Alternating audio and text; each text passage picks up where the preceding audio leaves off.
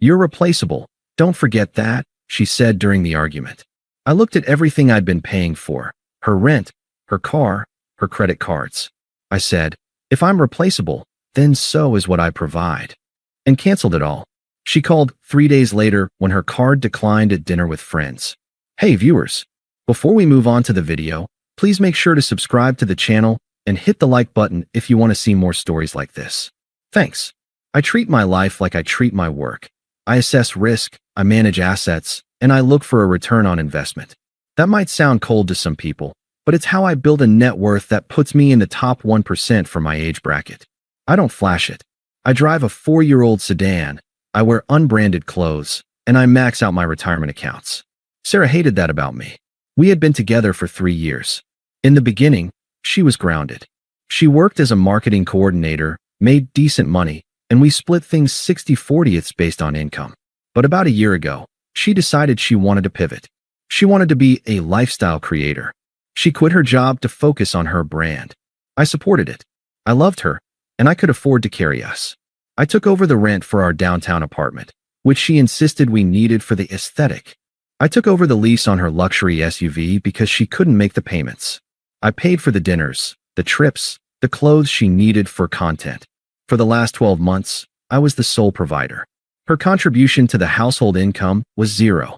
Actually, it was negative if you count the credit card debt she racked up on the supplementary card I gave her for emergencies. Then came Jared. Jared was a consultant she met at a networking event. He was everything I wasn't. He drove a leased Lamborghini, wore suits that cost more than my first car, and constantly talked about high-level mindset. He was flashy, loud, and ostensibly rich.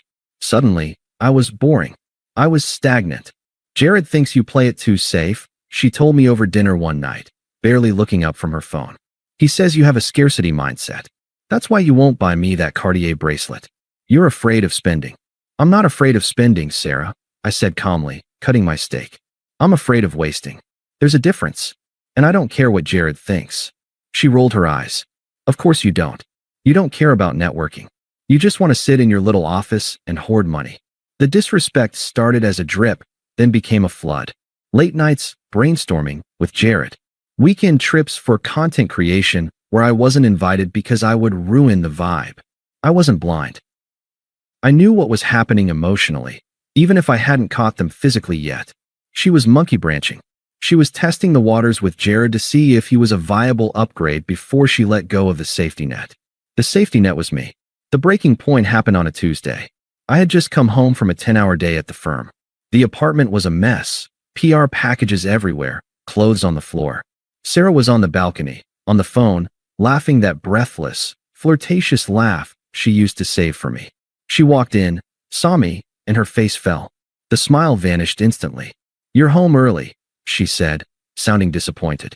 It's 7 p.m., Sarah. I'm actually late. Well, we need to talk, she said, crossing her arms. Jared invited us to a gala this weekend in Miami. VIP tables. It's huge for my brand. I need you to book the flights and the hotel. The Mandarin Oriental. I put my keys on the counter. I'm not flying to Miami to watch you flirt with a guy who disrespects me, Sarah. And I'm certainly not paying $5,000 for the privilege. The air in the room changed. It went from tense to hostile. You are so controlling, she spat. It's always about money with you. You use it to control me because you know you have nothing else to offer. I looked at her. Really looked at her. I saw the designer dress I paid for. The hair extensions I paid for. The phone in her hand that was on my family plan. I offer stability, Sarah. I offer a home. I offer a life where you don't have to work. She laughed. It was a cruel, ugly sound. Stability? That's code for boring. You think because you pay the bills, you own me? Let me tell you something, Mark. She stepped closer, invading my space, her finger pointing in my face. You are nothing special. There are a million guys with jobs. Jared has vision. Jared has passion. You're just a checkbook. And you're replaceable. Don't forget that. I could have 10 guys in this apartment by tonight who would treat me like a queen just to be seen with me. There it was. The truth. She didn't see a partner. She saw a utility. I was a toaster. I was a Wi-Fi router. And apparently, I was malfunctioning. In the past, I would have argued. I would have tried to reason with her, asked her why she was being so hurtful. But something inside me snapped. It wasn't a loud snap. It was quiet. It was the sound of a contract being terminated. The emotional part of my brain shut down, and the professional part took over. I looked at the woman I had planned to propose to, and all I saw was a liability. "Okay," I said. My voice was even. No shouting. No tears. She blinked, confused by my lack of reaction. "Okay, what?" "Okay," I repeated. "If I'm replaceable, then so is what I provide. That's how the market works, right? Supply and demand." "What is that supposed to mean?" she scoffed, turning back to the balcony. "God, you're so dramatic. I'm going to Jared's to prep for the trip. Don't wait up." She grabbed her purse, the Louis Vuitton I bought her for Christmas, and stormed out. She slammed the door so hard the pictures on the wall rattled. She expected me to text her. She expected me to beg, to apologize, to book the tickets to Miami to prove I wasn't cheap. She thought she had all the leverage because she thought I was afraid of losing her. She was wrong. I wasn't afraid of losing her. I was done paying for her. I didn't sleep that night. I worked. I opened my laptop and pulled up our financials. I created a checklist. It was time to divest. 8 a.m. Wednesday. I called my boss and took 2 personal days. Then, I went to the leasing office of our building. The property manager, Linda, knew me well. I was the one who always dropped off the rent check. "Hey Mark, everything okay?" she asked. "I need to terminate my lease," I said. Immediately. "Oh, you know there's a penalty for that. It's 2 months' rent plus the break fee." It was a lot of money. Nearly $8,000. Sarah knew I was frugal. She would never imagine I'd burn $8,000 just to make a point. But this wasn't about money anymore.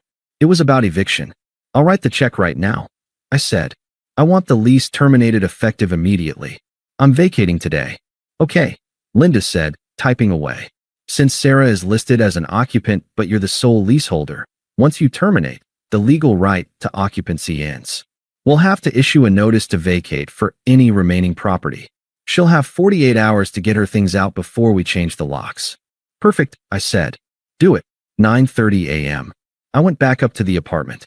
Sarah wasn't there. She had stayed at Jared's, just as I expected. I didn't touch her stuff. I didn't throw her clothes out the window or pour bleach on them. That's what emotional people do. I simply packed my life. My clothes, my electronics, my documents, my personal items. It took me 3 hours to erase myself from the apartment. When I was done, the place looked strange. It was full of her clutter, but completely devoid of my essence. 12:45 p.m. I walked down to the parking garage. Her white Range Rover was parked in spot 4B. The lease was in my name. The insurance was in my name. She was an authorized driver, but I was the owner of record. I had the spare key in my pocket. I unlocked it. The inside smelled like her perfume and someone else's cologne. Cheap, musky cologne. Jared. There was a coffee cup in the cup holder with lipstick on the rim. I felt a pang of nausea, but I pushed it down. Business, I reminded myself. This is just asset recovery. I started the engine. I drove the car out of the garage, leaving spot 4B empty.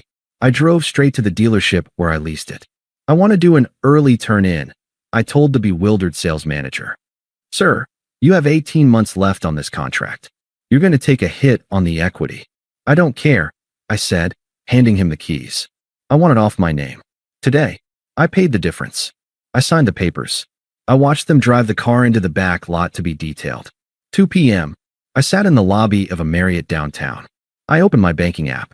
Supplementary card ending in 4098, Sarah active. Status, locked. Joint checking account, funded 100% by me active. Action, transfer funds. I moved every cent out of the joint account back into my personal savings. I left the account open with a balance of $0. Then, I did the most important thing. I opened my phone settings. Sarah, block caller. Instagram, block user. TikTok, block user. I deleted our photos. I didn't archive them. I deleted them. I checked into my room, ordered a club sandwich, and sat by the window looking out at the city. It was done. In the span of 6 hours, I had become a ghost. I had no address she knew. She had no car. She had no money. She had no lease. She thought I was replaceable? Fine. I just removed myself from the equation. Now let's see how the equation balances out. She didn't notice on Wednesday. She didn't notice on Thursday. I assumed she was living it up with Jared, enjoying her freedom from my boring stability, probably telling him how she finally stood up to me. She probably thought I was sitting at home, stewing, waiting for her to come back so I could apologize. Friday night came. I was at the hotel bar, having a drink with an old friend from college, finally relaxing. My phone didn't ring because I had her blocked, but a notification popped up from my bank app. Chase fraud alert. Transaction declined. $485 at SDK Steakhouse. Reason: card locked by user. 2 minutes later. Transaction declined. $485 at SDK Steakhouse. 5 minutes later. Transaction declined. $12 at Uber. I took a sip of my whiskey. It was smooth. Then, my friend's phone rang. He looked at the screen, frowned, and looked at me. "Dude," he said. "It's Sarah. Why is she calling me?" I smiled. "Put it on speaker." My friend, Dave, looked at me with hesitation. He knew Sarah, but he never really liked her. He always thought she was trying too hard. He hovered his thumb over the answer button. "Do it," I said, swirling the ice in my glass. He tapped the speaker icon. "Hello, Dave?" "Oh my God. Thank God." Sarah's voice came through, high-pitched and frantic. The background noise was loud, clinking silverware, chatter, the hum of a busy restaurant. "Is Mark with you? I can't get a hold of him. His phone goes straight to voicemail." Dave looked at me. I stayed silent, just staring at the phone. "I haven't seen him," Dave lied smoothly. "What's wrong?" "There's something wrong with the bank," she practically screamed. "I'm at SDK with the girls, and my card is declining. Both of them. The gold and the platinum. It's embarrassing, Dave. The waiter is standing right here looking at me like I'm broke. Tell Mark to call the bank immediately. He probably forgot to pay the bill or something stupid." "Sarah," Dave said, his voice calm. "Mark is pretty good with money. I doubt he forgot." "Well, something is wrong." She was panicking now. "And my Uber app isn't working either. I tried to order a ride to get out of here, and it says payment method invalid. I'm stranded. I need Mark to fix this. Now." I leaned forward and whispered to Dave, "Hang up." "Sarah, I gotta go," Dave said. "Wait. Don't you dare hang up on him." Click. Dave set the phone down on the bar. "That sounded expensive." $485, I said. Plus tip. I knew exactly what was happening. She was sitting at a table with her influencer friends, the same ones who called me the ATM behind my back. She had probably offered to treat them to celebrate her upcoming Miami trip with Jared. Now, she was the one who couldn't pay. She would have to ask one of them to cover her. The humiliation would be absolute. But the night was just getting started. Around 10 p.m., my phone buzzed. It was a text from an unknown number. "Mark, pick up the phone. It's Jessica." Sarah is freaking out. Jessica was her best friend. The enabler. I ignored it. Then another text, this time from Sarah, presumably from Jessica's phone. "Mark, where are you? My key isn't working. I'm at the apartment, and the fob won't let me in the building. The concierge says I'm not on the list anymore. What the hell is going on? Pick up." I signaled the bartender for another round. "Mark, seriously, this isn't funny. All my stuff is in there. I need to get inside. The doorman is threatening to call the police if I don't stop banging on the glass. Stop playing games." I decided to break my silence. Not to engage, but to clarify the terms of the new arrangement. I typed a reply to Jessica's number. "Jessica, tell Sarah that I terminated the lease on Wednesday. The apartment is vacated. The management company has been instructed that I have surrendered the unit. She has 24 hours to coordinate with them to retrieve her property before it's considered abandoned. Also, tell her the Range Rover has been returned to the dealership. She'll need to arrange her own transportation." I hit send. The phone rang immediately. "Jessica." I let it ring. It rang again. And again. I imagined the scene. Sarah, standing on the sidewalk in her heels, locked out of the building she mocked me for controlling, realizing she had no home, no car, and no money. Saturday morning, I woke up to 47 missed calls and a string of voicemails from random numbers. I deleted them all without listening. I had a coffee and went to the gym. For the first time in a year, I didn't feel the weight of her expectations pressing down on me. I didn't have to worry if I was being exciting enough. I was just free. Around noon, my mother called. I had to answer. "Mark?" She sounded worried. "Sarah just called the house phone. She was crying hysterically. She said you threw her out on the street and stole her car. She said you're having a mental breakdown. Is everything okay?" "I'm fine, Mom," I said, stepping off the treadmill. "I didn't steal her car. It was my car. I returned the lease. And I didn't throw her out. I moved out. She told me I was replaceable, so I let her replace me. Oh, my mom said. There was a pause. Well, she asked if she could stay with us for a few days. I laughed. Mom, if you let her in the house, check your jewelry box before she leaves. I told her no, my mom said firmly. I never liked how she talked to you at Thanksgiving.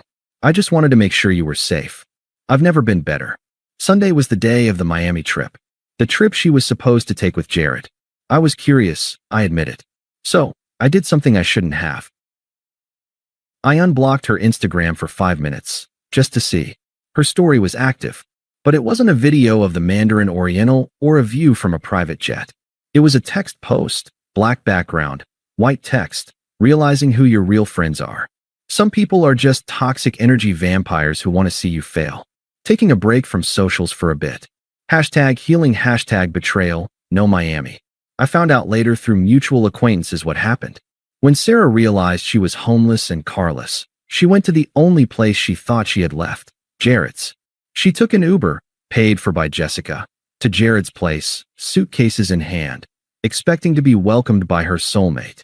She probably thought this was the start of their great romance, the moment she finally left her boring ex for the man who understood her passion. But Jared didn't live in a penthouse. Jared lived in a 2-bedroom apartment he shared with 3 other guys. He didn't own the Lamborghini. He rented it on Turo for weekends to impress girls. And when Sarah showed up at his door, hysterical, with no money and nowhere to live, demanding to move in, Jared panicked. He didn't want a dependent. He wanted a fun, low-stakes fling with a girl who had her own money, my money. He wanted the girl who drove the Range Rover, not the girl who needed a ride to the bus stop. He didn't just say no. He laughed at her. Babe, I can't have you crashing here, he apparently told her. My roommates would kill me. Besides, I thought you were independent. That was kind of the whole vibe. When she told him she couldn't afford the Miami trip because I cut her off, he canceled the trip. He told her he had business to attend to. He dumped her on his doorstep. She spent the weekend couch surfing at Jessica's studio apartment, sleeping on a futon. Monday morning, the reality of her finances hit. She had bills. Her phone bill was due. I canceled the family plan. Her health insurance. I removed her as a dependent. Her credit card minimum payments. She had 0 income. That evening, I was leaving my office building. I walked out into the cool evening air, checking my emails. Mark. I stopped. She was standing near the planter box. She looked rough. Her hair wasn't done. She was wearing sweatpants and a hoodie I recognized. It was mine. She looked smaller, deflated. She didn't have that arrogant, lifestyle influencer posture anymore. She looked like a girl who had spent 3 days crying. I can't believe you did this to me, she said. Her voice was shaky, trying to sound angry but landing on pathetic. You ruined everything. I didn't do anything to you, Sarah, I said, keeping my distance. I just stopped doing things for you. I'm homeless, Mark. I'm sleeping on Jessica's floor. Jared turned out to be a total fraud. He's a loser. Wow, I said flatly. That's crazy. I guess he wasn't an upgrade after all. She stepped closer, tears welling up in her eyes. I didn't mean what I said. I was just mad. You know how I get when I'm stressed. We can fix this. I miss you. I miss us. You don't miss us. I corrected her. You miss the apartment. You miss the Range Rover. You miss the platinum card. That's not true, she sobbed. I love you. If you loved me, you wouldn't have told me I was replaceable. I checked my watch. I have to go. I have a dinner reservation. With who? She snapped, the old jealousy flaring up instantly. That's none of your business. But hey, good luck with the brand. I'm sure this is great content for your healing journey. I walked past her. She reached out and grabbed my arm. Mark, please. I have nowhere to go. My parents won't take me back. Please, just let me stay at the hotel with you for a few nights. Just until I get on my feet. I looked at her hand on my sleeve. Then I looked at her eyes. I searched for any genuine remorse, any sign that she understood the gravity of her betrayal. But I didn't see it. I just saw desperation. She was looking for a host. I gently removed her hand from my arm. You said you could have 10 guys in the apartment by tonight, I said softly. Why don't you call one of them? I turned and walked to the curb where my Uber was waiting. I didn't look back. The next 6 months were a blur of productivity. I got a promotion at work. Turns out, when you aren't stressing about a partner spending your money faster than you can make it, you perform better. I bought a small condo just for me. Minimalist, clean, quiet. I met someone new too. Elena. She's a pediatric nurse. On our first date, she insisted on splitting the bill. I almost proposed right there. One evening, Elena and I were at a charity event downtown. It was a black tie affair, catered by the best restaurants in the city. I was grabbing a drink at the bar when I saw a server moving through the crowd with a tray of champagne flutes. She was keeping her head down, trying to be invisible. It was Sarah. She looked tired. She had aged 5 years and 6 months. Her influencer dreams had clearly evaporated when the funding dried up. Now, she was working catering to pay rent on whatever room she was renting. She looked up and saw me. She froze. She saw the tuxedo. She saw the peace in my face. Then she saw Elena walk up to me, slip her arm through mine, and laugh at something I said. Sarah's eyes went to Elena's wrist. There was a simple, elegant bracelet there. Not Cartier. Just something thoughtful I'd picked out. Sarah looked down at her tray, her face burning red. She turned and hurried away into the kitchen. I watched her go. I didn't feel angry. I didn't feel triumphant. I just felt nothing. Who was that? Elena asked, noticing my gaze. Nobody, I said, taking a sip of my drink. Just someone I used to invest in. Bad return. I turned my back to the kitchen and focused on the woman who actually valued me. Sarah was right about one thing. I was replaceable. But so was she. And I had definitely upgraded. Thanks for watching. Make sure to subscribe to the channel and hit the like button. What do you think about this story? Share it in the comments. On my pillow, it said, "You're a big nose freak. Love, Dad."